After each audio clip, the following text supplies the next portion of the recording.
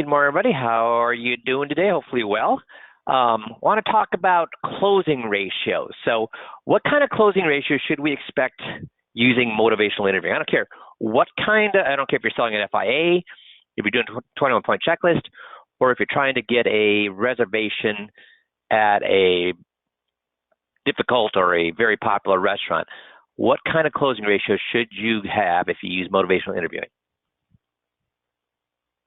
Because that's what we're going to talk about today. What kind of closing ratio should you have? I don't care what you're doing. If you use motivational interviewing, what kind of closing ratio should you have? 100%. Why? Why should you have 100%? Why should you have 100%? If you're using motivational interviewing to close, who's actually closing? That's right. They sell themselves. That's exactly right. Because motivational interviewing, first of all, resist telling them what to do. The more you tell somebody to do something, the more they what? The more you tell somebody they have to do something, the more they're going to do what? Push back. Understand their motivation, listen to them with empathy, and empower them. These are all things that we teach you how to do. So we have to understand that everything they say is true. So in their minds, everything I say, if I'm the prospect, everything I say is true. Anything you say as the advisor is suspect because the only reason you're saying that is to sell something. So we have scripts that will tell you exactly what questions to ask that have been proven for between me using them and everybody else using them, 25 years, advisors using them, 22 years, and they still work exactly the same today because they're questions that the client only can answer one way. And then we use techniques as well. So I want to show you something that if I was on TV and I did an FIA presentation, how much would the phone ring if it was an infomercial? If I was using motivational interviewing and for an hour they told me that FIA was the right thing to do, how much would that phone ring? Well, we're going to find that out. Because we're going to use the fixed annuity presentation to see how do we use these motivational interviewing techniques to get people to tell me. So they should tell me, first of all, that they love not getting all the market returns. Now, what? They're going to tell me they love not getting all the market return? That's crazy. Yep, they're going to tell me that. Why FIAs are way better than CDs, way better than bonds, and way better than equities. Why they're better than all of those things. They're going to tell me how an FIA works. Why is it so important that they tell me how an FIA works? The more somebody understands how something works, the more money they'll put in or the less money they'll put in. Does anybody want to put money into a black box that they have no clue how that thing works? No. So the more they understand how it works, the more the money they're going to put in. They're going to tell me an FIA is way more liquid than AUM. So can you all do that? If I called you up on the phone right now and said, do the presentation where a client tells you that an FIA with a 10-year surrender is way more liquid than AUM, could you do that? How many of you could do that? Say yes, if you can. Awesome. I got one. I got two. First of all, is an F3, great, Keith. How is an FIA, the way we present it, does a client, so Keith, Tom, and Nick, the way we present it, will a client tell us that an FIA with a 10-year surrender is more liquid than AUM that you can pull out right then and there with no penalty? Are they going to tell us that? All three of them said yes, they are. They're also going to tell me that an FIA is way more fair than the AUM fee. I don't care what the AUM fee is. They're going to say an FIA fee is way more fair than an AUM fee. They're going to tell me why you working with an insurance company is a smart way to invest. So they're not going to say, I'll never buy an annuity. They're going to say, no, I absolutely want to work with an insurance company to invest my money. And they're going to say why they need to put all their money into an FIA. So if they say all these things, how much money are they going to want to put into an FIA? If they say all these things, how much money are they going to want to put in an FIA? See, the biggest problem we have with somebody who's awesome at the FIA presentation, the biggest problem we have with the FIA presentation is that the client wants to put all of their money there, and we can't do that. So we do have a little script that once they say they want all of it, we do have a little script to get them to say, well, okay, I'll put how much can I put in there? I want to put the most I can possibly put in there, and then whatever else I'll put into equities at that point. So if they say all these things, what kind of closing ratio? First of all, if they say all these things, you get them to say all these things, how many FIA presentations should you be doing? A lot or a little? A lot. Because first of all, if you do an FIA presentation, let's say you're an AUM, let's say you're a money manager, if you do an AUM presentation and they move their money to an FIA, have you cannibalized your book?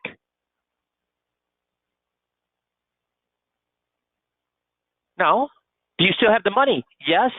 Did you get paid 6 or 7 years up front for managing that money? Yes. Can you move the money from an FIA back into AUM? Yes.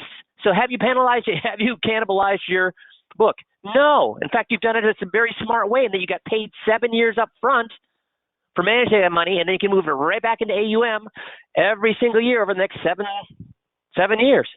Make sense? So you should be doing FIA presentations when you get to say this. So let's go to right now we should be using the FIA participation rate method. And let me see, I'm going to get out of here a second, come back to that. So what I want to do is we're going to walk through the FIA presentation, not so much to teach you the presentation. I want you to see, first of all, how we use motivational interviewing to do this. So one of the ways I'm going to do that is I'm going to be making a hash mark every time I ask an open-ended question, okay? So every time I ask an open-ended question, you're going to see me write a little hash mark. And how many open-ended questions do you think I'm going to ask during an hour? 60? 120? 180? So if they let's just say I'm going to ask way more than 100, but let's say that they say 100 times, answer 100 times my questions I'd ask at an FIA. That means they're going to tell me 100 times, sometimes in little ways, sometimes in big ways, that the FIA is the way to invest their money. If they tell me 100 times, 120 times, 180 times in an hour that an FIA is the way to invest their money, guess what they do at the end of that hour? What does a tire kicker do at the end of the hour? What does a plate licker do at the end of the hour? What does anybody do at the end of the hour? If they tell me over 100 times that they should buy an FIA, guess what they do at the end of that hour? They buy an FIA. That's right. So let's look at how we do this. I'm going to get started here, and we're going to get to the, oops. Oh, I got to get out of my pen here. And then we'll go to, oh, stop that. Okay. Oh, Missy, help me. How do I get turn the pen off? Just hit escape on your keyboard. Oh, escape. Thank you. Okay. So there we go. So I'm going to get here, and we want to get to the actual presentation. I want to remind everybody that before you get into the fixed index annuity presentation, I think we should do a one-size-fits-all. Few questions. So seem kind of. No, you'd be just a few basic questions. No, that's fine. Okay, good. First thing is, I just want to remind you as we get started that I do not have a crystal ball. I cannot look into the future, because if I could see into the future and make those predictions, how rich would I be? Oh, you'd be really rich. Yeah. Anybody that can see into the future, how rich would they be? Extremely rich. Extreme. Okay, so now, guys, I'm going to get back to making hash marks. How many open-ended questions have I asked so far? 1, 2. Really rich. So if myself or anybody else tries to tell you that they know what the stock market is going to do, what stock to invest in, what the economy is going to do, I mean, that I've got an algorithm that will pick you the best investments. Anybody that tries to tell you they've got a key to the future, you know they're full of what? They're full of beans. They're full of beans. Now, we all have educated what? Guesses. But they're just what? They're just guesses. Yeah. So so far I've asked 5 open-ended questions. Can Jeff answer any of those 5 questions any way except the way he answered them? Do you see this? This is how he's going to tell me over and over and over, sometimes in little ways, sometimes in big ways, he should buy an FIA. So here we go. I always like to make sure when I'm saying this is a fact, it's a fact, and when I'm saying this is an educated guess, that you know that it's all my experience and expertise is put into this, but it's still a guess. Does that seem like a fair way to go forward? Yeah. Okay, super. So let me just ask you 5 quick questions, and that'll kind of steer me in the right direction of where to go. Now, again, these are basic questions, but you'd find if you were in my office, you'd hear all sorts of answers to these questions. So let's see how what your viewpoints on these things are. So number 1 is, how much of your principal can you afford to lose? Well, I really don't want to lose any. Now, here's a funny thing you're going to find with this particular chart and with all the charts. On these 5 questions, people, sometimes 100% of people will answer them the exact way that they're supposed to. And what happens, do you think, in their mind when they answer a question and then their answer shows up on the screen? So they answer a question, and then after they answer the question, their answer shows up on the screen. It's like I'm reading their what? It's like the presentation is reading their what? How do people feel? How do you feel when you're watching Jeopardy or playing Jeopardy, or when you're playing Wheel of Fortune and you get an answer right? What happens to your brain? Gets flooded with dopamine. Makes you feel good. And if it makes you feel good, it makes you want to do more of that. Does that make sense? So how many people are going to get this answer right? How much principal do you want to lose? All of it. How many people are going to say none? 99% of people are going to say none. Make sense? Yeah. And it's amazing. I do have some people say, well, I can lose 5% or I can lose 10%, but 99% of people, guess what they say? They don't want to lose any. None, yeah. And if your principal does go down, how long before you want to get back to ground even? Well, no more than a year. It's amazing. Everybody I talk to, about 95% of people say 1 year. Some people would say 3 years, some people 5 years, some people say instantaneously. But 1 year seems to be the answer for about 95% of people. So that puts you in good company. Now, how much of your principal do you want to lose? Everybody, or I'm sorry, do you want to grow? Everybody gets this one, answers this one the same. Oh, I'd say all. All of it. And how much of your principal do you want access to if you need it? I'd say all of it again. Yeah. And then should we plan only for the good, only good things happening in the future, only bad things happening in the future, or should we plan for both the good and bad because we don't know what's going to happen? Well, you have to plan for both. Yeah, we have to plan for both. So can I show you a strategy that would address all these 5 things in a positive way? Yeah, sure. Super. So what we're going to use, first of all, is Warren Buffett's rules of investing primarily. And who is Warren Buffett? Well, he's like this super famous investor, guy who buys a lot of companies and invests a lot of money. Yeah. I mean, really done well or done poorly? Oh, really well. Yeah, he's considered by most people to be the world's best what? Best investor. Yeah. And he has 2 rules when it comes to investing. First one is never lose money. Now, do you know that much about Warren Buffett, or just a little bit of what you've heard in the news and things? Just a little. Okay. Well, he has a wry sense of humor, which kind of explains the second rule here. The second rule is, first rule is never lose money. Second rule is what? Never forget rule number 1. Yeah.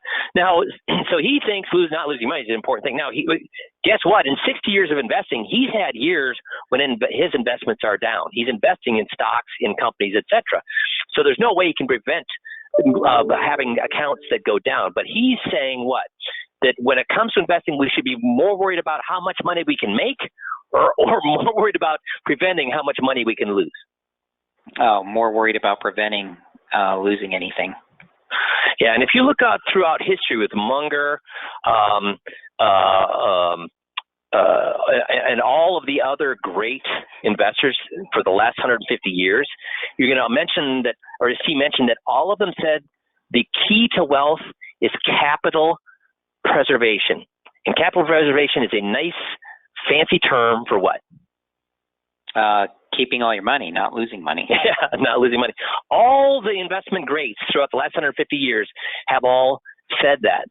But obviously, when you're investing, you're in things that can go up or down. They're just saying that when you're investigating where to put your money, how much time and effort should be spent on making sure that won't lose a lot of money. A lot of time and effort, or not very much time and effort at all.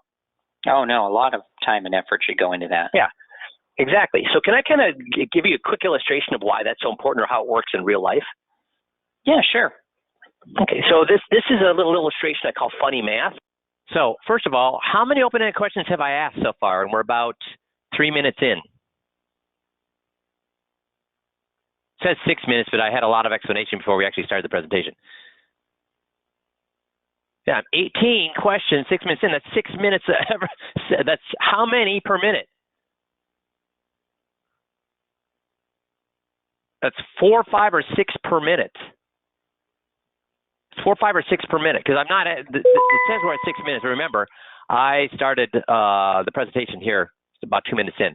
So, how many open questions? Now, here's a great technique you should need to know about. When we do math, who has to do the math? They do. They have to do the math, or you will lose them. And how easy should the math be? Very, very simple. So watch how I make Jeff do the math here, and tell me, if the way I do it here, could any person get the math wrong? So think about that. Doing it the way I do it here, yes, and I'm going back and forth, back and forth, back and forth. Watch this and tell me if anybody could get the math wrong. And watch how many open-ended questions I'm going to ask on this one slide to make sure Jeff understands.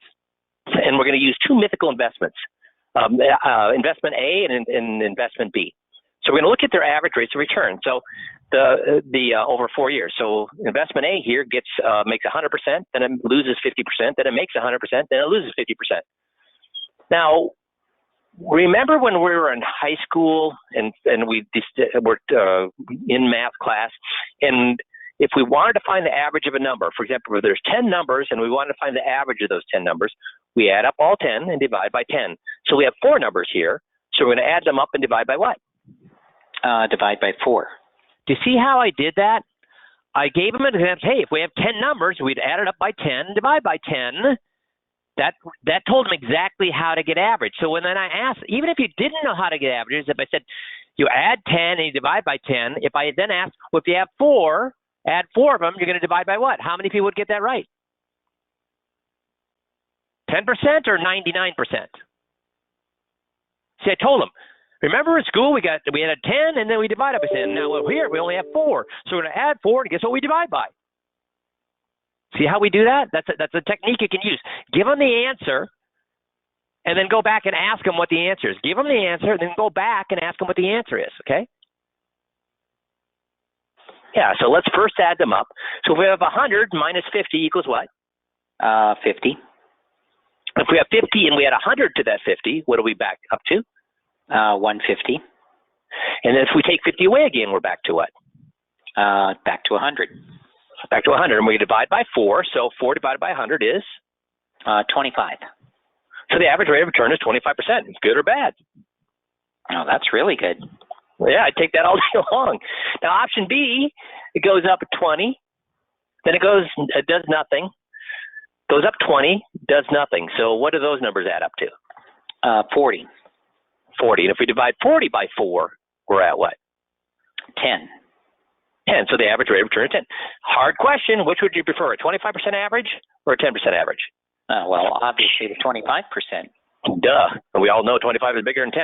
So now when we add actual money to these accounts, that's when we're going to see why Warren Buffett's rules make so much sense. So let's just keep the math easy. So we'll use $100. We put $100 in this account, and it goes up 100% the first year, or doubles the first year. So that account is up to what? 200. 200. And then it loses 50% or half the next year. We're down to what?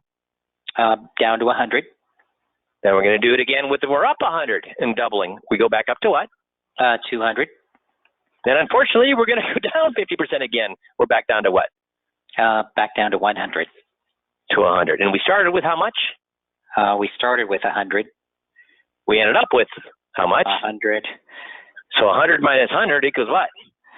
0. So how much did we make? We made nothing.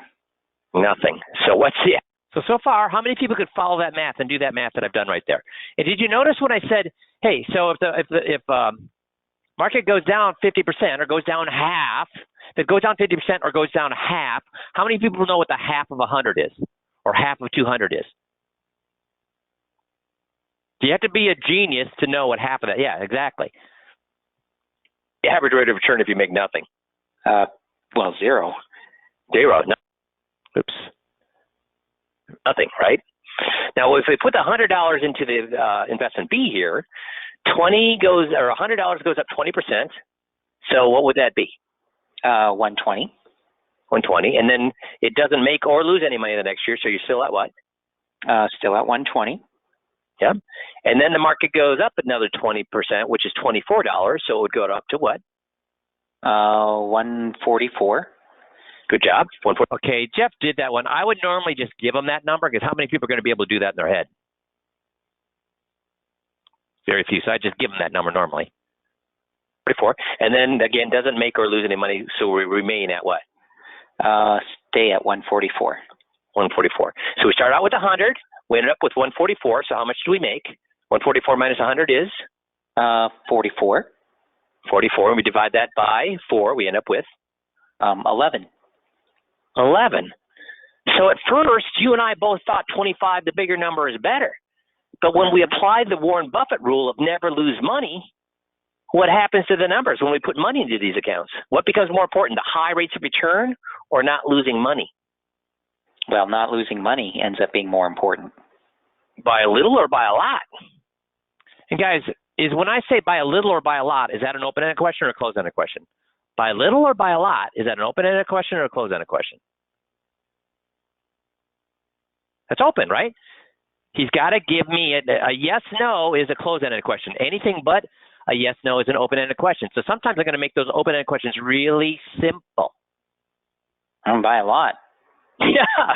Does that make sense? So when we're investing, should we worry about not losing money or should we worry about, hey, how much growth? So how many, on that slide, using the math, how many open-ended questions did I use? So we're at 10, 20, 30, 40, 44, 18 minus 44, because we had 18 questions up to that point. So we asked 44 minus 18 is whatever, but did I ask a lot of open-ended questions then? So we're at 44 questions, and we're only into this for 10 minutes, or minus 2, 8 minutes, or 8 or 9 minutes, 44 open-ended questions. Do you see how motivational interviewing, this guy is going to sell himself? We're already almost halfway to 100. How many times is he going to tell me that an FIA is the right way to go? Do you see the power of doing this right? So here we go. What can we get? How much is possible? Which one should we need? We want to be worried about both.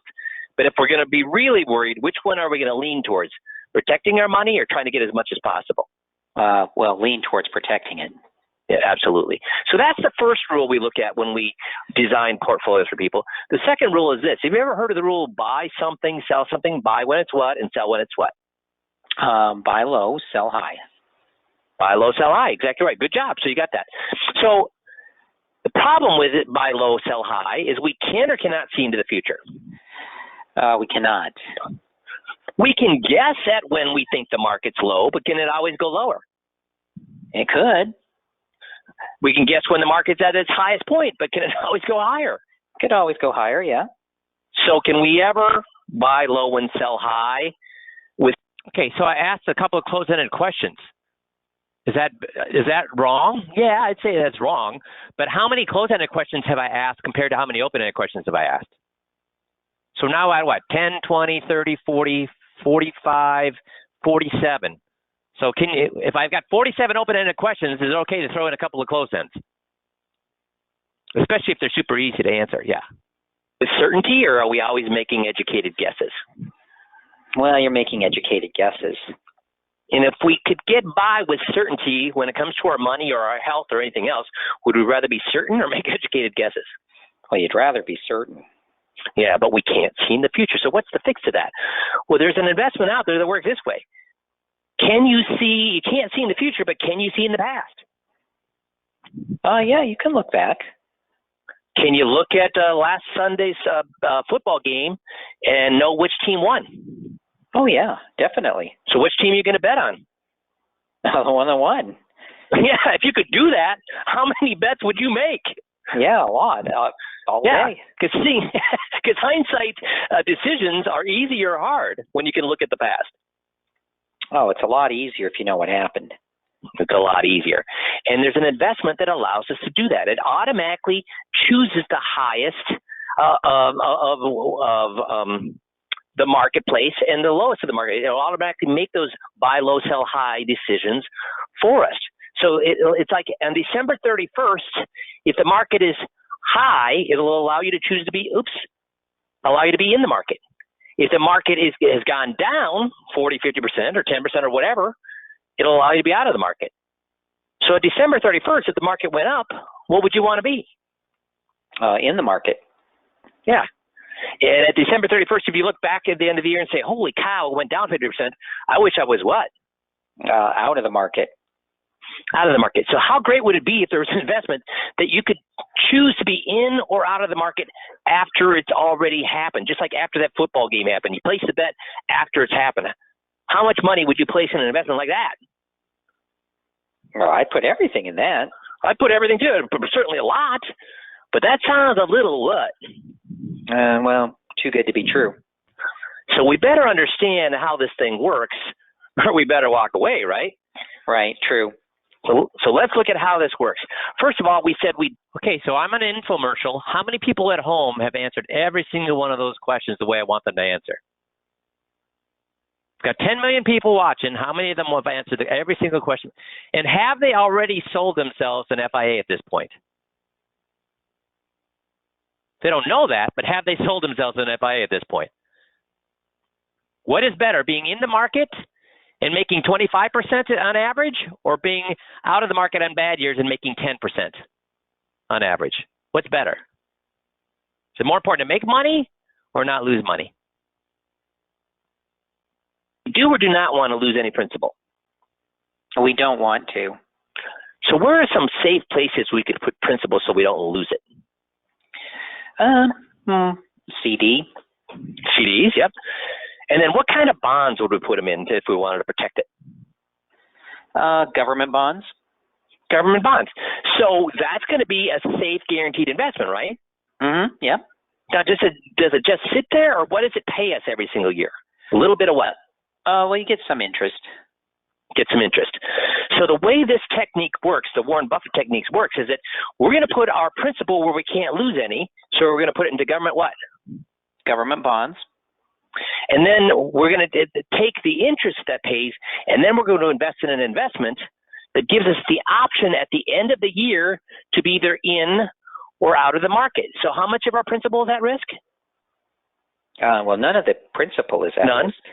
We're only using what? Just the interest. Now, when we use the interest, we're going to use that interest, and we're going to purchase this investment that gives us the option. So if like last year, the market went up 29%, what would you choose, to be in or out of the market? In the market. If the next year, if it had gone down 30 or 40 or 50%, what would you choose to be? Wow. Out of the market. So this investment, can only go what direction?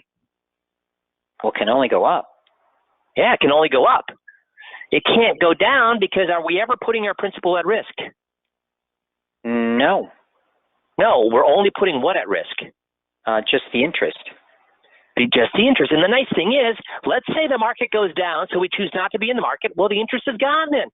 So if the interest is gone, how much did we make that year? You didn't make anything. But at least we didn't what? Didn't lose anything. And the nice thing is does the U.S. government bonds only pay interest for 1 year, or do they pay interest every single year? No, every year they do. So guess what we're going to do with the interest for the next year? Do it all over again.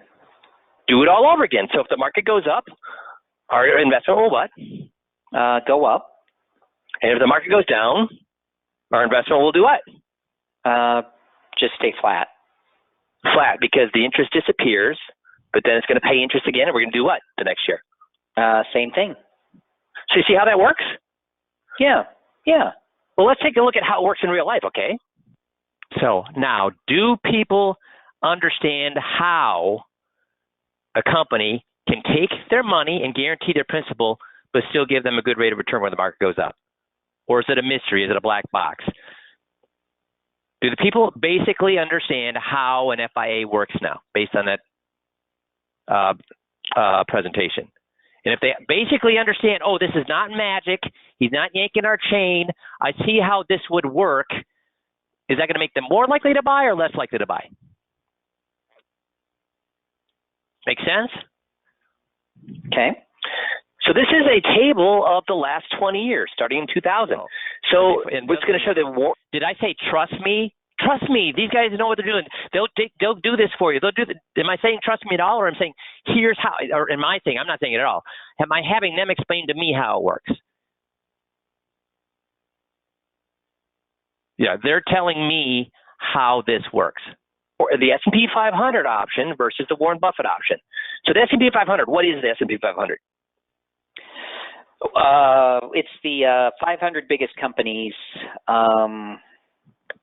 their performance. Right. So it's basically, when we hear it in the news, it's basically saying, when they say the S&P 500, they're saying that it's what? That's how the stock market has what? That's how the stock market's done. Yes. So if we look here, we're going to put $100,000 into the S&P 500, the stock market, and $100,000 into Warren Buffett 20 years ago. And let's see how they worked. Well, remember the stock market bubble there in 2000? I mean, it did great in the 90s, and then what happened to it? It went down. Yeah, so it went down, down, down. So you see, we started out with 100,000. We ended up by 2002 to be at what? 59,645. But with the Warren Buffett, did we make any money when the market was down? Yeah, you don't make anything, no. But we don't what? Don't lose anything. So by 2002, what was that worth, the Warren Buffett strategy? Still worth 100,000. Yeah. Now, in 2003, after having 3 down years, it rocketed back with a 26% rate of return. Now, anytime I have a column or lots of numbers, people can get confused. So I'm actually pointing at numbers, but I'm saying, what is this number? So how much did it make? What is this number? I'm making them tell me this. That makes sure that they're what? Lost or following? That they're following. So you got to make sure you're involving them in this table by saying, what is this number? Don't say, and see, and then the market went up to 110,550. No. I'm going to say, and then what did the market do? Right here, and I'm pointing right at it. If I'm pointing right at it, what's the likelihood they're going to get that answer right? If I'm pointing at it with my finger or my pen or whatever, pointer, how certain am I getting it right? 100% certain. Make sense? Return. So the 59 grew back up to what? 75,000. But the Warren Buffett only went up 40%. Now, here's why it only goes up 40%. Where is of all of our principal? In the market, or is it all protected and we're only using the interest? No, it's all protected. We're just using the interest. Yeah, so the interest is not going to perform as well. When we buy that investment, it won't perform at 100% of the market. It's only going to perform at 40% of the market. And we're thinking, holy cow, only 40% of the market. Does that seem like a lot or not very much? Yeah, that's not a lot. So when the market went up 26%, we only made what over here? 10.55. You're like, oh my God. So am I again having them explain to me how an FIA works? And more importantly, that an FIA is not going to get anywhere near what the market gets. Now, with the new participation rates that Jerry told us about, holy crap, that blows the doors off of this. But if they're happy with a 40, guess how happy they're going to be with a 9% cap or a trigger at 9? They're going to be because that would blow this to what? Smithereens. So if they're happy with this, they're going to be happy with anything. But now they understand why they don't get the whole market return, and yet they're going to tell me, I'm cool with that. That's what they have to tell me that. Gosh, that's not very much. And that goes on and on. The next year, the market made 9, and you only made what? 3.6. And that goes on and on and on for 20 years. Markets going up and up and up, and then down, then up and up and up and up and up, and then down, and then up and up and up and down and up. But by the end, let's look at the columns. The S&P 500 or the stock market was at what? 218,580. And even after a 29% rate of return in 1 year, what's the Warren Buffett still at here after 20 years? 219,126. Which was better? The Warren Buffett. By a lot or just squeaked in there? Squeaked in there. But even 1 year ago, it was at 196, and what was the market at?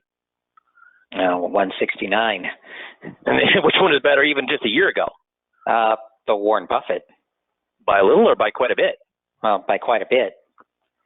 Also, who had less stomach problems and sleepless nights, you think? The S&P 500 or the Warren Buffett option? No, the Warren Buffett option.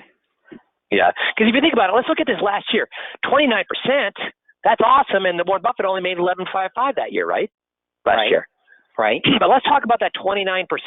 I'm imagining that because you got such a good rate of return.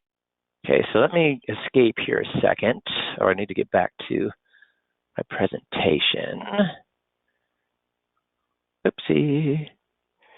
Let's see. Slideshow from current slide. So guys, the slides have been updated for when you use this. This is an old training video. I didn't redo the whole video just because we have this slide. The slide is updated to 2020, and look what happened here.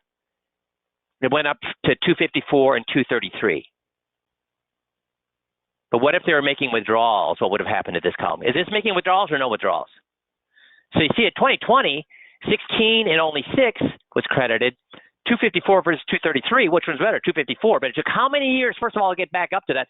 And if you started making withdrawals, what would have happened to these columns?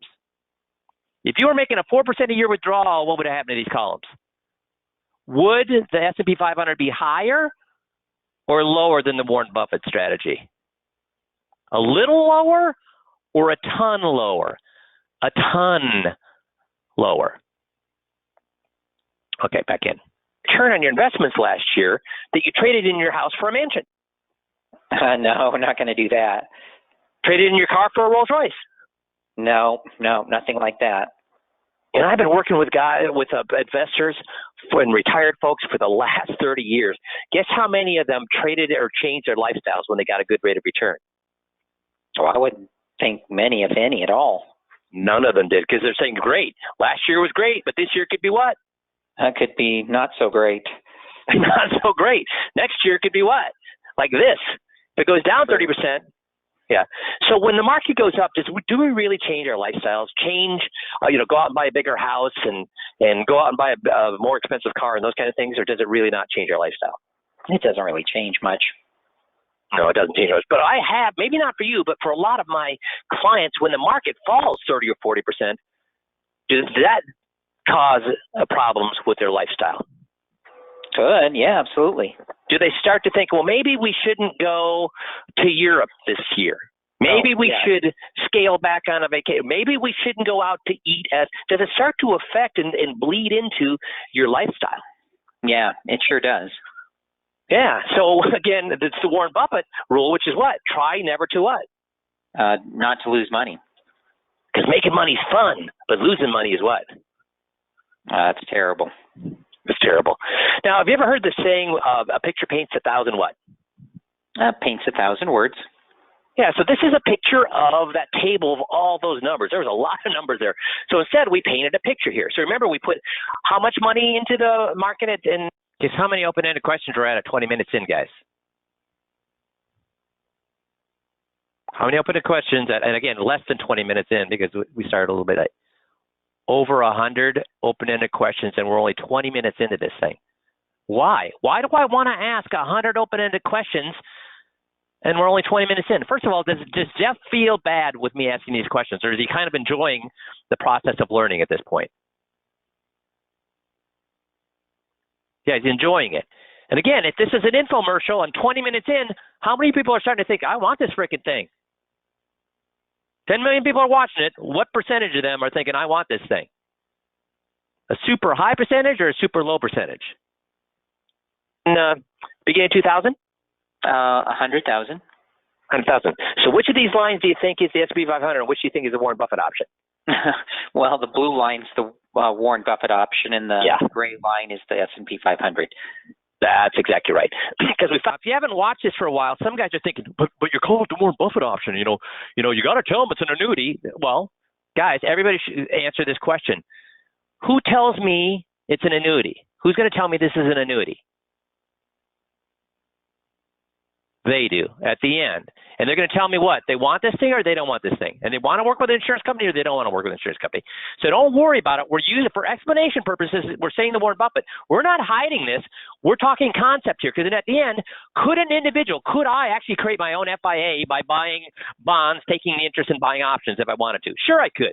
It'd just be very efficient or very inefficient. It'd be very inefficient.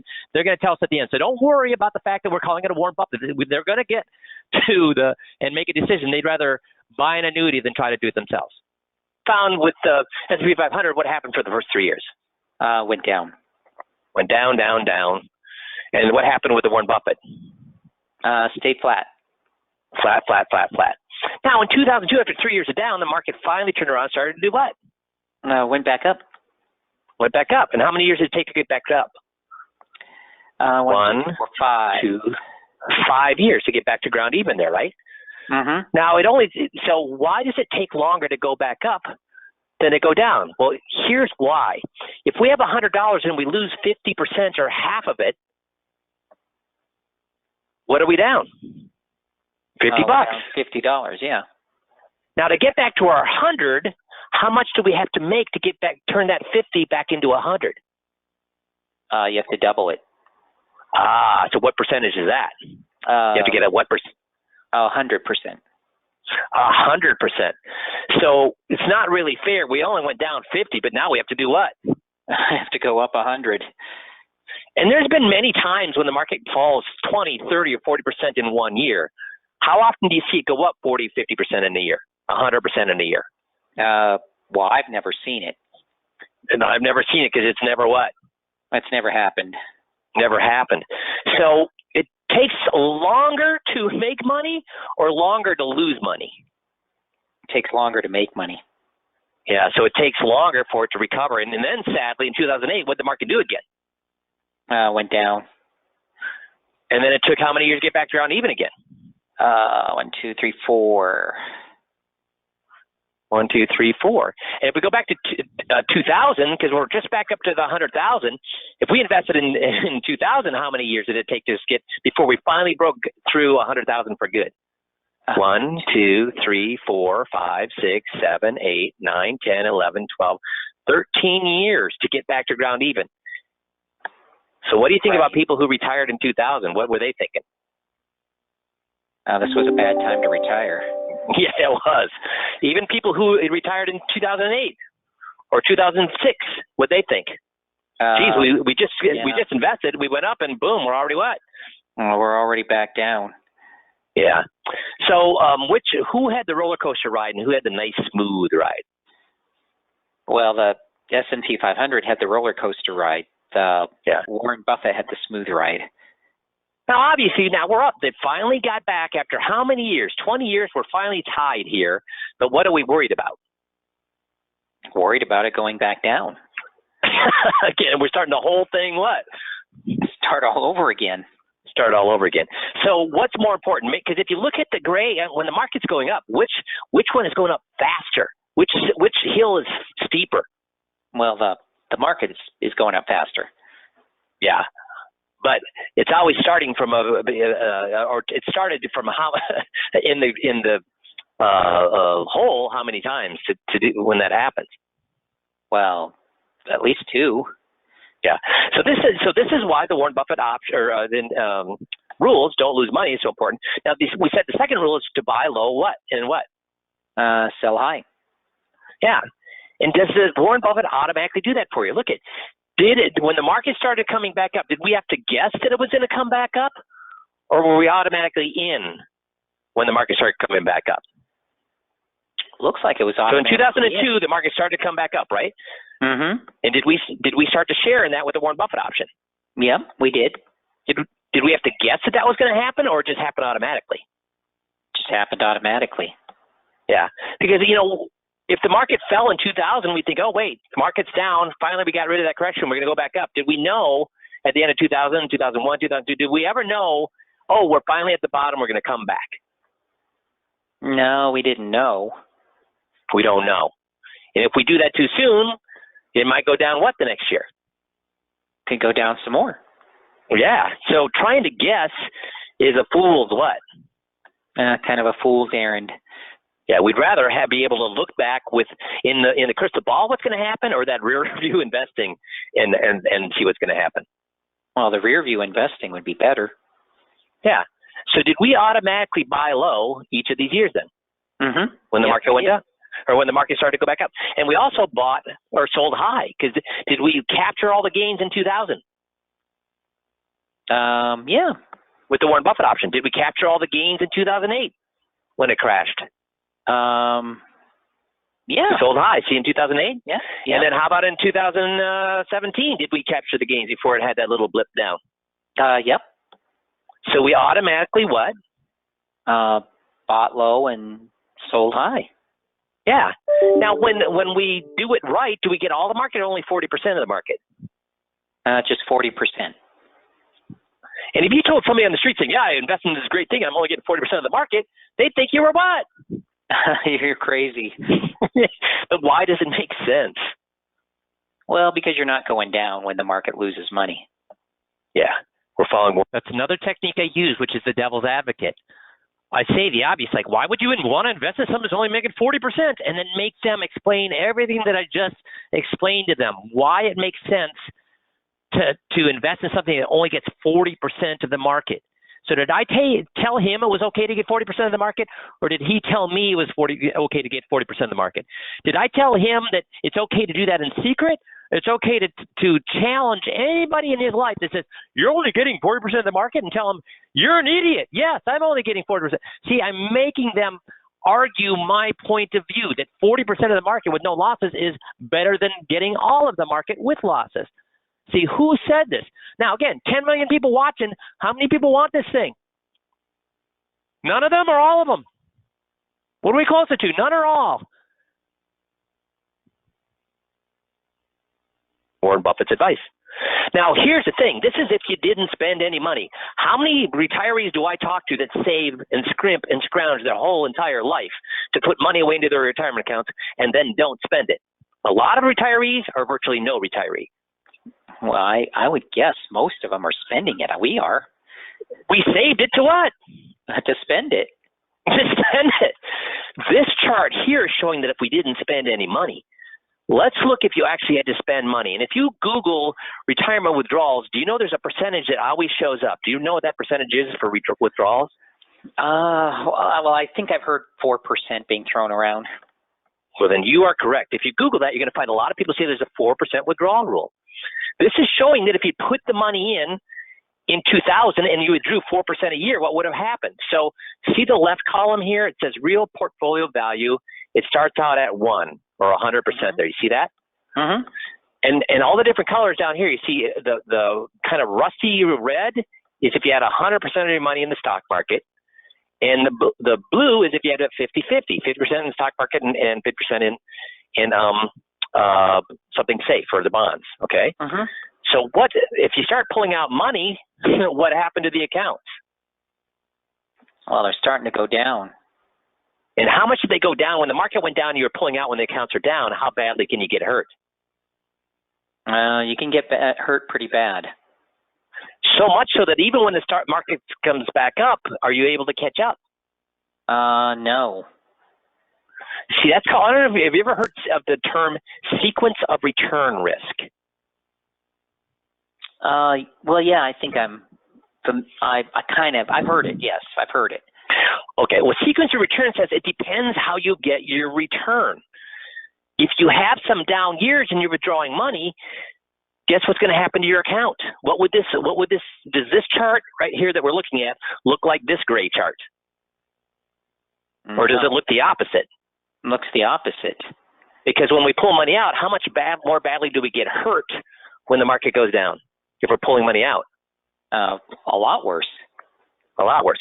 So, if you're comfortable enough that you don't need to pull money out, I guess you could delay your lifestyle, delay the trips, delay the new car, delay giving your kids money, delay taking the grandkids on vacation. You could delay that if you have that luxury. But how many of us want, and when we retire, want to delay our lifestyle for 3, 4, 5, or even how many years was this? 13 years. How many of us want to do that? Nobody I know. And then if you're in the unfortunate position where it's not even, you're not even pulling out money for the fun things, you're pulling out money to live, then what kind of a problem do we have? Big or small? That could be a big problem. Yeah. So for us that are pulling out money in retirement, we got to really make sure that Warren Buffett's rule of not losing money is paid attention to or ignored. That we pay attention to it. Yeah. So this Warren Buffett technique sounds pretty good at this point, or not very good at this point? Oh, it sounds very good. But is there really any perfect investment out there? No, I'm sure everything has advantages and disadvantages. You got it. They have advantages and disadvantages. And anytime I buy something, whether it's a car or TV, do I just go buy it or do some comparison shopping? Well, you look around, you do some comparison shopping. Even, have you ever been on like Consumer Reports if I'm shopping for a car or TV, and don't they put the models right next to each other side by side to see how they perform? Mm-hmm. Yep. Yeah. Would that make some sense to do when it comes to our investments at least? Yeah, I would think so. Yeah, so let's do that. First of all, let's look at safe investments. What kind of things can be safe investments? Well, the CDs, government bonds, like we talked about. Mm-hmm. And then the other type of investments, the market investments, that's like your money manager or the variable annuity they have, right? Mm-hmm. Yep. And then we have the Warren Buffett option. And they each have advantages and disadvantages. So what's the advantages of a safe investment? Well, it's safe. You're not going to lose it. It's safe. Can't lose money. The disadvantage is it makes how much? Hardly anything. Hardly anything. So that's the disadvantage. Market investment, the advantage is what? Oh, you could make a lot. So you make a lot. The disadvantage is what?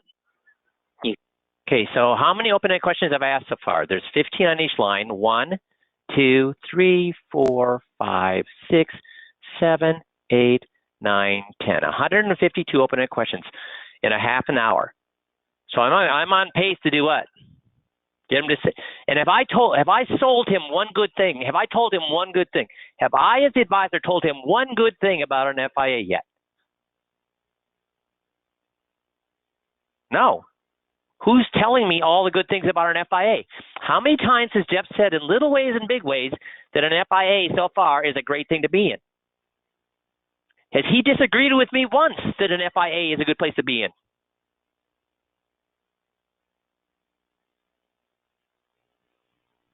You could lose a lot. You lose a lot. Now, the Warren Buffett, the advantage is what? Well, you're not going to lose anything. Not going to lose anything. The disadvantage is when the market goes up a lot, you're going to get all of it or some of it? Just some of it. That's a disadvantage. So they each have advantages and disadvantages. Let's have a look at how they play out depending on what happens with the economy. So what are the three things the market can do? The market can go up, and it can go what? Down. Down, and if it doesn't go up or down, it's going what? Sideways. Sideways. So let's look at these investments and how they compare. If the market's going up, do you really want to be in a safe investment not paying anything? No. You'd rather be in what investment? Market investment. Market. So that's an okay place to be. How about the Warren Buffett? It's not making as much as the market, but it's still an okay place to be. Yeah, I would agree with that. Okay place to be, yeah. Now, when the market goes down, now the safe investment looks what? Now it looks good. Now it looks good. How does the market investment, how does your variable annuity or your money manager look when the market goes down? Bad.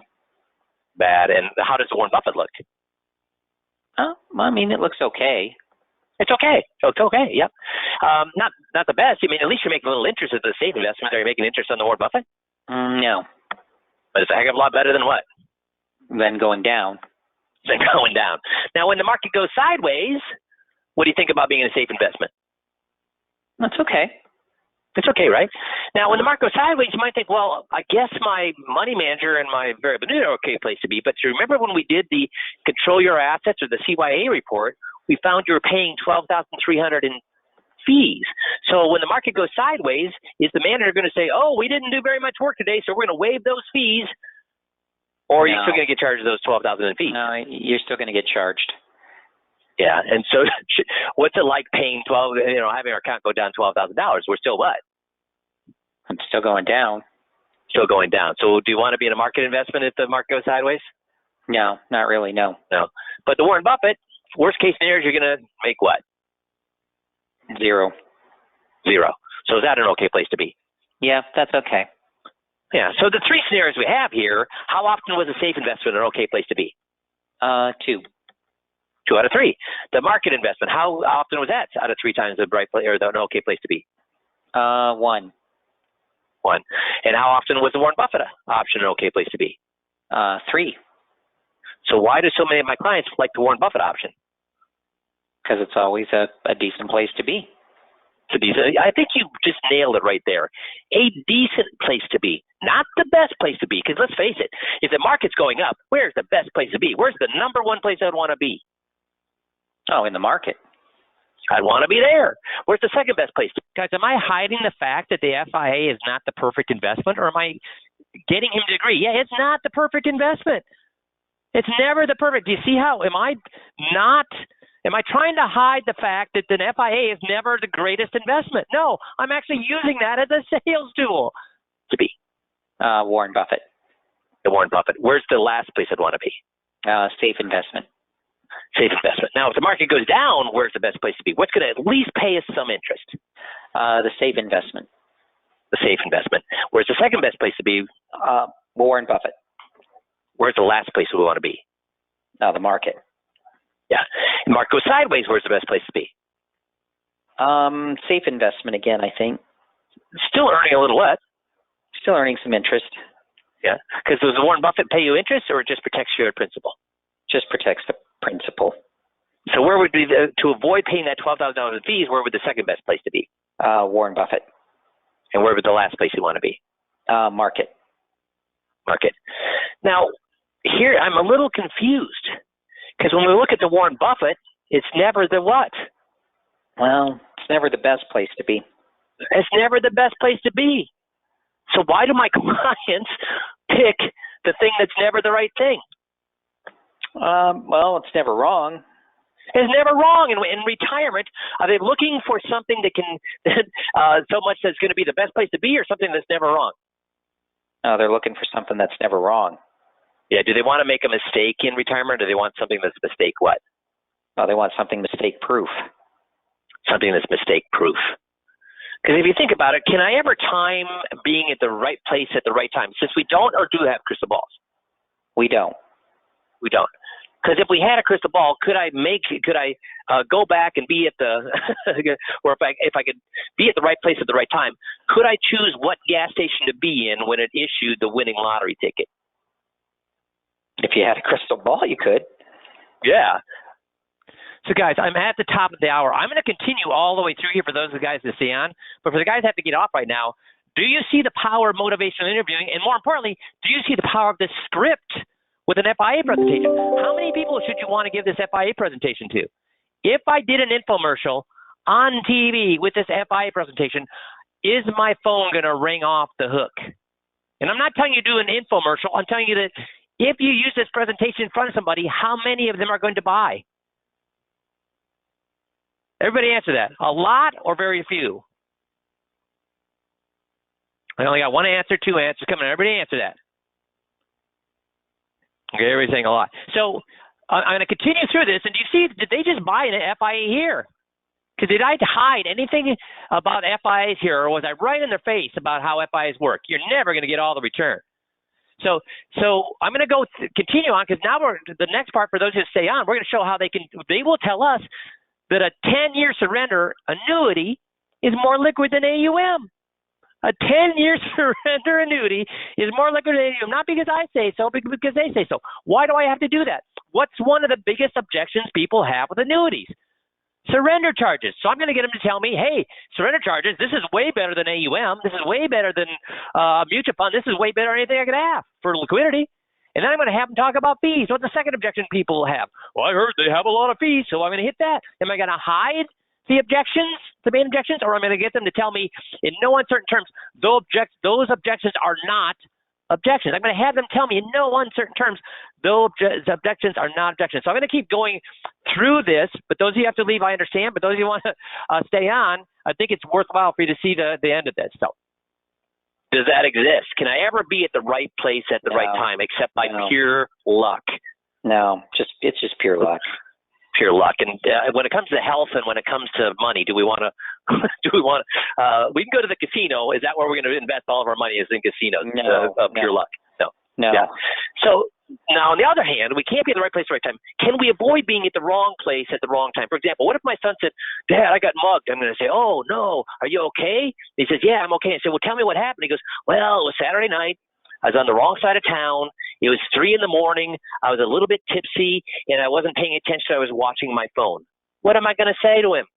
I'm glad you're okay, but what? Yeah, you shouldn't have been there. You shouldn't have been doing that.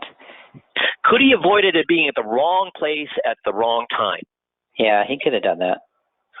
So we can't be at the right place at the right time, but we sure in the heck can be what? Or avoid being what? Can avoid being in the wrong place. And what's the only thing, safe investment, market investment, Warren Buffett, what's the only place that'll help us avoid being in the wrong place at the wrong time without having to guess? The Warren Buffett. Because it's wrong how often? It's never wrong. So why do my clients choose to put most of their money into it? Not all, but most of their money into Warren Buffett, even though it's never the right place to be? Well, because then they know at least it's not going to be the wrong place to be, and it's always okay. It's always doing something. It's always doing something. So does that make life a little easier, a little better sleep, a little less anxiety, a little bit less roller coaster? Oh, yeah, definitely. And why is that so important in retirement? Because you want to make sure that you're going to be okay, that you're not going to have to go back to work or something like that. Yeah. Amen. Amen. So this is, it's a pretty good investment, but like we said, anything perfect out there? No, nothing perfect. No. So one of the things we also have to look at is how liquid is this thing? Are we going to be able to get our money when we need it? In retirement, how important should liquidity be? Well, it's very important. Should be very important. Yeah, I think so too. I agree. So let's take a look at how it would compare to, say, like your current money market or your money management account or your variable annuity or your mutual funds. Let's take a look at how it compares. So let's just, for ease of example, let's use a $300,000 account, okay? Okay. So I have a client that has $300,000, and if they have $300,000 using the Warren Buffett, they'll be able to pull out $30,000 anytime they want, no cost, no hassle, no penalty. Now, if you think about it, if they pull out $30,000 a year, how long before they run out of money? About 10 years. And how much tax are they going to pay every time they pull out $30,000? Quite a bit. Right. So how often are they going to pull out $30,000 a year? I wouldn't think very often. But they may pull it out. For example, would $30,000 cover a roof? Oh, yeah. How often would you spend more than $30,000 on vacation? Oh, never. How often do you spend $30,000 on new furniture? No, you're not going to do that. Or most people wouldn't. Yeah. Most people wouldn't. And, with maintaining our house, furnaces, things like that, hot water heaters, do those ever cost? Do they cost anywhere near $30,000? No. And with $30,000 and a trade-in of your car, get you pretty close to a new car? Yeah, I would think so. Yeah. And how often do you give your kids $30,000? Never. Never. So we can get access to $30,000 of this anytime we want, no penalty, nothing whatsoever. But how often would we need to do that, and how often would we want to do it if we were going to run out of money in 10 years? You wouldn't want to do it very often. Could it happen, though, that not only would we need $30,000, but we'll get behind the 8 ball where we need a roof and the furnace goes out and the kids need. So, guys, have they just told me liquidity is not a problem? But I'm going to go even further. Have they told me liquidity is not a problem right now? And if I said, hey, you get 10% free withdrawal, when you say you get 10% free withdrawal, what do people hear? When you tell them when you tell them they get 10% free withdrawal, what do they hear? That's right, Tom. 90% is tied up. Did I ever say they get a 10% free withdrawal here? Did I? No. I said, here's some things that you could spend money on, and will 30 grand cover it? And what'd they tell me? And what would most people say? Would 30,000, if they had 300,000, would 30,000 cover these things? What else would they pull money out for? See what I'm doing here? Don't say 10% free withdrawal. Tell them, hey, you get this much money. When would you ever need this much money? But I'm going to go even further. So watch how I go further. Need to borrow money. We don't want that to happen, but does life happen sometimes? And we would need more than that. Yeah, it could happen. Yeah. So what if we needed an extra 15? Now we're at 45,000. If we pulled $45,000 out of that $300,000 account, how long before we're out of money now? Oh, less than 10 years. Yeah, 6 or 7 years. We're out now. So how often do we want to pull out 45,000? No, you don't really want to have to do that. No, you don't. But it could happen, and if you did have to do that any particular year, you get a hit with an early withdrawal penalty, just like you would with a CD of $1,500 in this case. Okay. So if we take our calculator here, and let's see how much of a penalty that is. So 1,500, we said your account's worth how much? 300,000. Okay, so we're going to divide 1,500 by 300,000. Okay, that ends up being 0.5%. 0.5%, so half of 1%. So is that a huge penalty or not really a big penalty? We don't want any penalties, but is that a huge penalty or a small penalty? That's a small penalty. And if we compare it to, say, your money management account, how long does it take for the stock market to go down 1%? No, it doesn't take long at all. Like not long at all months or not long at all hours sometimes? Hours.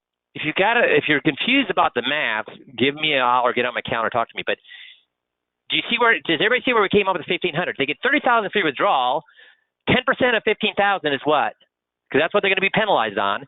Is 1,500. 1,500 divided into 300,000 is how much is 1,500 compared to 300,000 or full account value? It's only 0.5%. Do you see that? Hours. And how long does it take for the market to go up 1%? That doesn't take that long. Right. So really, depending on the day, the market may be up a little bit or what? Could be down a little bit. Yeah. So as compared, the Warren Buffett option is compared to your money manager. If the day, if that particular day the market is down 0.5%, and Warren Buffett's only 0.5% penalty, which one's more liquid, the Warren Buffett or your money manager? Probably just. If the market went down 1% and Warren Buffett only goes, well, then which one's more liquid? Warren Buffett is. Yeah, and on a day that the market's up 1%, and you're going to get hit with a 0.5% penalty with Warren Buffett, which is more liquid that day? The market. Yeah, money manager. So really, when the market's chugging along normally, is one really a lot more liquid than the other one, or is it really a horse apiece? That's kind of a horse apiece. Depends on the what? Depends on the day. Depends on the day. But we know the market chugs along normally, but it also can what? It can go down. Go down. And if I need to pour $45,000 out, when it's down, let's say it went down for easy math, 33%. Now, has the market gone down 33% before? Yeah, that's happened. And even more, right? In the last 20 years, how often has that happened? At least a couple of times. Yeah, at least a couple times, 2 or 3 times, right? So if the market is down a third and we have to pull that money out, we're going to lock in those losses. So what's a third of 45,000? 15,000. So if we need that money and we're going to pull it out, can we ever make those losses back again? No. We've locked them in. So would you say that's an advantage or a penalty? No, that's a penalty. That's a penalty. And we said if you pull out $45,000 from the Warren Buffett, you're going to get hit with how much of an early withdrawal penalty? $1,500. Now, we don't like early withdrawal penalties.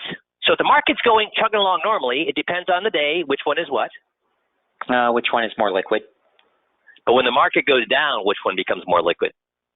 The Warren Buffett. By a little or by a lot?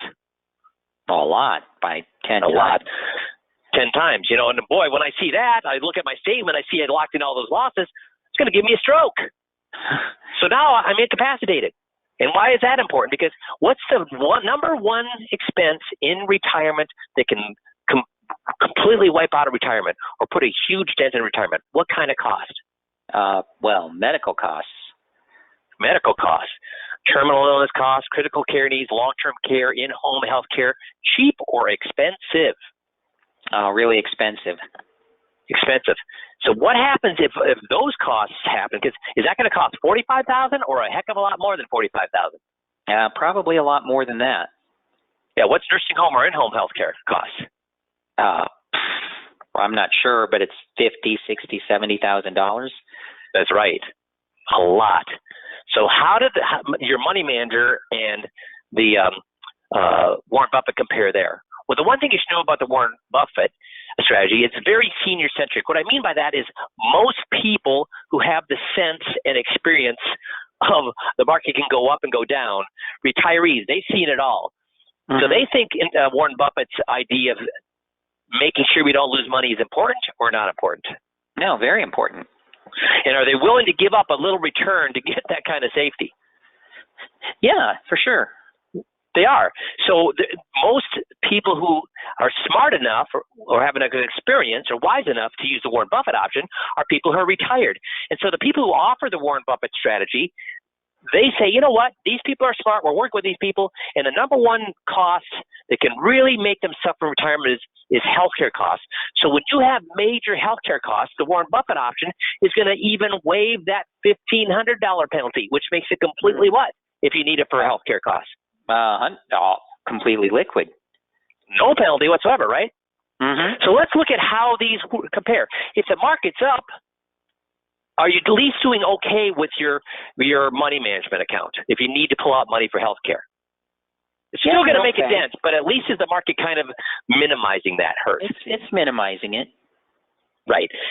Now, so the three things the market can do is go up, down, and what? Sideways. Sideways. And we said that if the market goes up, are you okay in the market investment? Yeah, you're okay. Yeah. And are you okay in the Warren Buffett option? Yeah, you're okay. There's no penalty, and at least your account's what? To mute the cost, it's still what? It's still going up. Still going up. But now if the market goes down, say 30 or 40%, can you go to the nursing home or to the in-home health care or to the hospital and say, listen, our accounts are down 30 or 40%. What we'd like to do is give you an IOU, and as soon as those accounts come back, we'll pay you back. No. What will the hospital, nursing home, or no? They're not going to allow that. Well, then you're going to go, instead you go to your money manager and say, listen, we've been a good customer of yours for 7 years. Through heck or high water, you owe us. So now Mike is in the nursing home, or we need to be spending $70,000 a year for in-home health care. You need to cover these losses. You caused us this damage. You knew what age we were, and you still had our accounts in the things that could go down by that much. You need to take some of your profits and cover these healthcare costs. What are they going to say? Yeah, no, they're not going to do that. So what kind of a pickle are you in if you have to pull out big amounts of money when the market's already down? We just saw. Yeah, that's big trouble. Big trouble. Now, with the Warren Buffett option, we said your accounts are going to be down how much when the market goes down? Oh, they're not going to be down anything. And how much is you're going to be hit with the early withdrawal penalty? Well, again, waiving the $1,500 penalty is not going to be, yeah. And the $1,500 might not be a big deal, but heck, when you're selling out that kind of money, is that every penny help? Well, no, it helps. Yeah. So you're not going to be fantastic, but are you going to be a little bit better than being in trouble? Oh, yeah. Yeah. Yeah. If the market goes sideways, we said again, you still are those $12,300 in fees are waived, or you're still having to pay those? No, you still have to pay them. So guess you're kind of okay, but boy, when you add on an extra $12,000 on top of what you're already paying, how long before we get into trouble? Well, not long. Not long. With the Warren Buffett option, you're still what? Still okay. Yeah.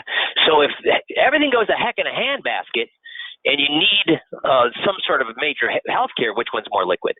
Market or Warren Buffett? The Warren Buffett. By a little or a lot? By a lot. And we said that liquidity is important. So when the market's chugging along, is it either one more liquid or it really depends on the day? It depends on the day. But boy, when the market crashes, which one's more liquid? The Warren Buffett's more liquid. And when it really gets bad and we need it for healthcare, which one becomes more liquid? The Warren Buffett's more liquid then. So my clients that are retired that are worrying about liquidity, where do most of them put most of their money? In the Warren Buffett. The Warren Buffett option. So the last thing we'd want to look at is if it's going to be unbelievably expensive for us to. So who told me it's more liquid than their market investment, whether it's AUM, mutual fund, or VA? And they said it's more liquid, a little more liquid, or a lot more liquid?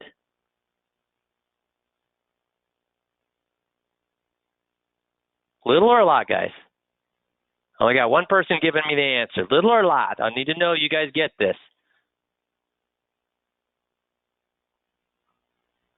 Every single lot. Good. Now we're going to talk about fees. To do this, should we use it?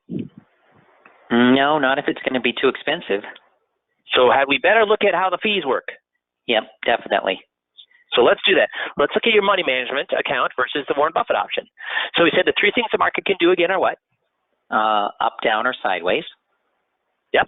So if the market goes up, how much are you paying in fees? I think we said like 3 to 4%, somewhere in there. And those go what every year? Oh, they just keep on going. Well, remember 3 or 4%. We said how many dollars are you paying? Oh, 12,000. Yeah. And if you're right, if the account goes up, what's going to happen? The fees are going to go up too. Go up too, right? So so you're going to pay those fees. But if you're going up, heck, who cares about fees as long as you're what? As long as you're still netting money. Yeah, as long as you're making money. That's right. Now, with the Warren Buffett option, the way it works is you make more. When you make more, you're going to pay more. When you make less, you pay less. And here's what I mean by that. We said that when the market goes up, you're going to get all the return or 40% of the return? Just 40% of the return. So when the market goes up 20%, you're going to get how much? 8%. 8. Yep. Yeah. If the market goes up 2%, you're going to get what? 0.2 or 0.8. 0.8. Yep. Yeah, so when the market was at 20, you ended up paying 12% for fees, right? When the market went up 2%, you paid 1.2% in fees, which is more or less than your market investment. Well, that's less than the market investment. Yeah. So, and again, why are we okay with paying, getting only 4% of the market when the market goes up? You're not going to lose anything. You're not going to lose any money. And that's why, even when the market's going up, you might like to get a high rate of return and pay those $12,000 in fees, but does it seem unreasonable that when you make a lot, you pay more, and when you make less, you pay less? No, that's reasonable. Yeah. Not great, but at least what? It's at least reasonable. It's fair. It's reasonable. Guys, am I hiding? I mean, how many times have I covered that this Warren Buffett option sucks? It only gives you 40%. It sucks. It only gives you 40%. How many times have I covered that? And how many times have Jeff said, I'm okay with that. I'm okay with that. I'm okay with that. I like it. I'm okay with that. I'm okay with that. A couple of times or a lot of times? See, I keep hammering this home because the main thing with FIAs is what? They don't make as much as the market. Is Jeff completely clear that he's okay? Not only okay, that he's not only fine, but that he wants to not pay as much as the market. Yeah. Now, when the market goes down, of course, your money manager waives the fees, don't they? No, you still have to pay them. Yeah, so you still have to pay them. But what happens with the Warren Buffett option? Do you pay them? No, they actually pay you. What do I mean they pay you? Are you in the hole, or did they cover the losses for you? No, they covered the losses. So did they pay you out of that hole? Yep. And when the market goes sideways, of course, the market's going to the money manager's going to charge you or not charge you? He's still going to charge you. Yeah. How about the Warren Buffett option? 0, I think. I hope. Yeah, 0. So the way I look at it is this. Let's say you're going to have your driveway redone. So you're paying somebody to tear out your driveway and put in a new one. And they make a mistake and they back into a tree. The tree falls in your house and it causes you $40,000 worth of damage. How happy are you? I'm not happy at all. Not happy at all. So did they cause you damage? Oh, yeah, definitely. So what if they didn't fix your driveway, they caused you damage, and then they had the gall to deliver a bill for you for the driveway? What would you say? I'd say I'm not paying this. Until they what? Not until they fixed everything. Yeah. So when you lose money in the market, did your money manager cause you damage? Whether they meant to or not, did they cause you damage? Yeah, they did. But they still have the gall to hand you a what? They still send you a bill. What did you tell the driveway guy? Yeah, I'm not going to pay this. I'll see you in court. But yet, with the money managers, we've gotten so used to Wall Street dictating the rules. When they do it, we say what? Yeah, I don't have a choice. I don't have a choice. But if we had our druthers, which way is more fair? Oh, the Warren Buffett way is more fair. Way more fair. And what if they did no work whatsoever, and then they handed you a bill? What would you say? Yeah, I'm not paying it.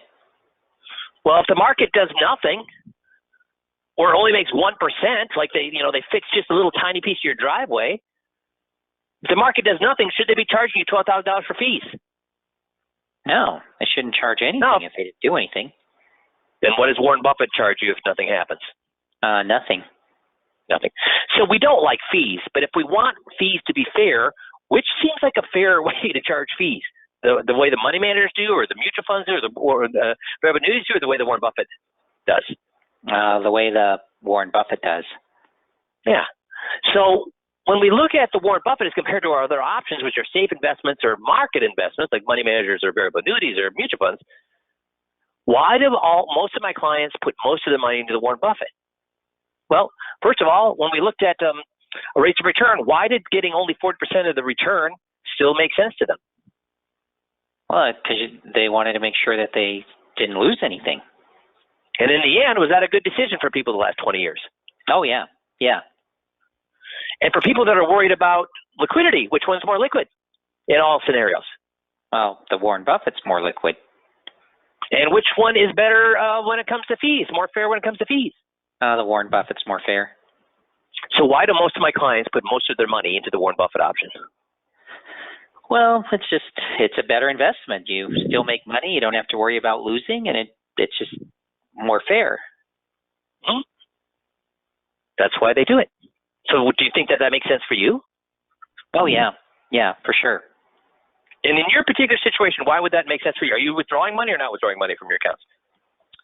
Well, we're not withdrawing money now, but we're planning to, so it would make more sense to look at something like this. Yeah. Sure we don't have to worry. That makes total sense to me. So now, have they bought an FIA? Has Jeff bought an FIA? What percentage of people, when they've gone through this, have bought an FIA? Because we're now at almost 300 times Jeff has told me in small ways and big ways that this is what he wanted. This is the only way you should invest for returns. It's the only way you should invest if you're pulling money out. It's the only way to invest if you're not pulling money out. It's the only way to invest if you want liquidity. It's the only way to invest if you're worried about fees. It's the only way to invest.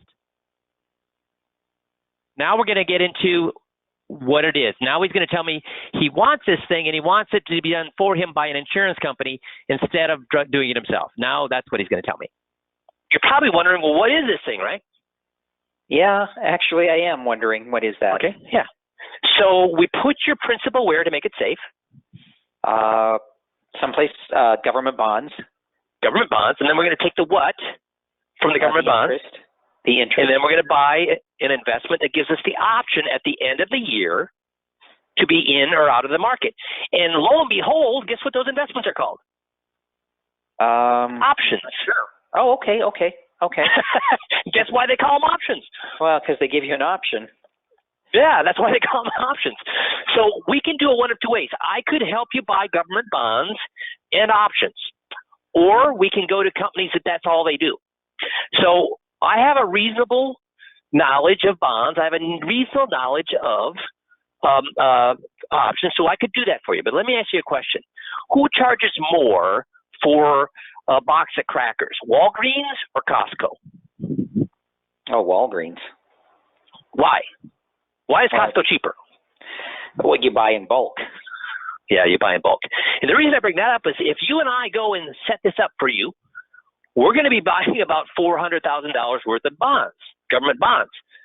When these companies that specialize in the Warren Buffett option buy them, they buy $1 billion worth of bonds. Who's going to get the better deal? Us buying $400,000 or the $1 billion buyer? The $1 billion buyer. And I'm not kidding you when I say they buy $1 billion. So guess what kind of deal they get on bonds? I'm sure they get a really good deal. A really good deal. And like I said, I have a reasonable knowledge on how to invest with government bonds, but I do a lot of other things as well, don't I? Mm-hmm, yeah. Well, when these companies are investing $1 billion in bonds, do they want the guy buying bonds for them, doing a whole bunch of things, or doing one thing and one thing only, which is what? Buying the bonds. How much smarter when it comes to buying bonds do you think he is than I am? Well, I'm sure he's a lot smarter. Yeah, so if we want to buy bonds, do you want me doing it with a small amount, or a guy that all he does is he's an expert in buying bonds and buying lots of them with the scales of the scales of economy? I'd rather the guy that has access to the deal and to do it. Yeah, and the same thing is with options. I could help you buy options, but we're going to be buying maybe $40,000, $50,000 worth of options. They're buying $1 million of options. So who's going to get the better deal? Oh, they are. Am I going to be better at buying you options, or the expert there that all he does is buy options is going to be better at it? No, the guy who that's all he does. Yeah. So should we design our own, or should we go to the place that all they do is this, and they do it with bigger scales and with experts that do nothing but this? Well, we should probably do it with the people that do it all the time. Yeah. So these companies, they've been around for 100 plus, some of them 300 years old, some 100 years old, some 80 years old. So they've been around a long time. And what these companies are is life insurance companies. So you're thinking, what the heck is a life insurance company doing this for? Well, do you know, or if you were to guess, do you think more people are buying life insurance today or less people are buying life insurance today? Do you have a lot of life insurance? No. Yeah. So do you think people are people knocking on your door trying to sell? You're right. I'm sorry I interrupted you. You said more or less people are buying life insurance. I would guess less. Less people are buying life insurance. But these life insurance companies aren't stupid. They've been around for sometimes three centuries, 2 centuries, 1 century. So does that sound like a company that's stupid? No. No. So they said, nobody's buying life insurance. Well, what kind of insurance would people buy? So they're not selling life insurance with the Warren Buffett option. What are they selling now? What are they insuring now? Well, investment performance. They're insuring investment performance. So these companies now, do you think they're selling more life insurance, or they're selling more of these Warren Buffett options where they're protecting people's investments? What are people more interested in? Warren Buffett options. They're selling billions and billions of dollars because people retired realize they're more worried about return at this point or keeping that money safe and earning a decent return. No, they're worried about keeping it safe and still getting a decent return. Yeah, but just like anything, there's a lot of life insurance companies out there, and each of them have lots of different products. So what I'd like to do between now and the next time we get together, if you're interested, are you interested? Oh yeah, definitely. Yeah, and why should we look at these things? Oh, they help you grow your money without having to worry about losing money. Perfect. That's what it does. Yeah, those are the kind of clients that I want, the wise, experienced investors that realize that. So what I'd like to do, even when it comes to the Warren Buffett option, guess what? There's lots of different kinds, and they're all basically the same. Mm-hmm. Where they're going to protect your money, that you can't lose money on the downside, and it's going to give you a portion of the market on the upside. But they each have advantages and disadvantages. What I'd like to do is put together 2 or 3 for us to look at, and you decide which one works best for you. Was that something you want to do? Oh yeah, for sure. Yeah, and when would you want to do that? Well, middle of next week would be anytime. Okay, so by doing that, could we do a non-participation rate one? Could we do something other than the S&P 500? So I showed them a vanilla FIA, and then I said, hey, there's lots of different flavors. Are there different flavors of ice cream? If I said, here's ice cream, taste the vanilla ice cream. Do you like it? And they say, yeah, I love that vanilla ice cream. Would you like to taste other flavors? Yeah, I'd like to taste other flavors too. Well, do you like the FIA? Yeah, I love this FIA. I want my money in there. Would you like to look at other flavors? Yeah, I would. So does this presentation prevent you from showing them other types of FIAs besides the straight point-to-point FIA S&P 500? Does this allow you to do that? Because it just said what? I love how this thing works. Because all these things that we did, liquidity-wise, return-wise, etc., even if you use an index other than the S&P 500, even if you use something other than a point-to-point participation rate, does it still work exactly, and does it cover all the objections that we've covered here today? So almost just 10 short of 300 open-ended questions. So Jeff told me 290 times that he what? How many people are going to buy when they tell you 290 times that they want to buy this thing? If this was an infomercial, how many people would I need on the phone banks right now? Would you want me in front of your client right now doing this presentation? If I was going to take the money for myself instead of giving it to you. If I was going to would you want me in front of your client right now, any of your clients, your best client, would you want me in front of your best client and doing this presentation knowing that if I got them, I'm getting all the money? Would you want me in front of them if I'm going to get all the money? I'm not going to give you any. Tom, I'm in front of your client right now. I'm going to do this presentation, and if they like it, they're giving me the money. Do you want me to be in front of your client right now doing this presentation? Because they're going to do what? There was another Tom that answered. There was several Toms that answered that. One of the Toms said, yeah, they would want me in front of their client. I think it's because I didn't phrase the question very well, so I apologize. So I wanted to be more clear. If I'm going to be in front of your client doing this presentation, how, and I get the money if they say yes, are you going to be comfortable with me doing this presentation? I sure in the hell hope not, because I'm going to move the money, which means that you should be doing this in front of your current clients. Even if they have FIAs, should you be doing this presentation for your current clients? Yes. Why? Would they look at this thing and say, wow, I wish Jim Bob, the advisor, would have shown me this earlier? Yes, we have guys say that all the time. And it's a great way to work on what? Why would this be a great thing to do for your clients right now? Go through this presentation with your clients right now. It's a great way to work on what? Yes, motivational interviewing, asking questions. It also, is this locking, if you've already sold them FIAs, is this locking in the fact that they will now be more convinced than ever that what you sold them was an awesome thing? Because you're going to, at the end, we have tape upon tape on tape about a client saying, well, why didn't you give me this thing then? And then the advisor says, well, that's a good thing. That's the thing I sold it 6 months ago. Oh, I didn't know that that's what you sold us.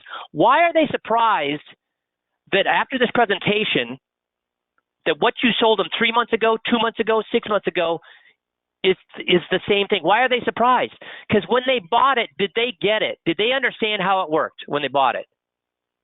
No, they said, hey, you know what? Jim Bob, my advisor, I trust him. He's got my money. If he says it's a good thing, I'm going to invest. They don't understand how it works. Do they understand how it works now? Do they understand it's more liquid than anything else out there right now? Do they understand it has a better way to be charged fees than anything else out there? Do they want this thing more than anything else out there right now? So showing to somebody who already has an FIA, is that a bad thing or a good thing? It's a good thing for them because now they're more convinced than ever they did the right thing. And it's a good thing for you because now they're more convinced than ever they did the right thing. And it's a great way for you to work on your presentation skills. Make sense?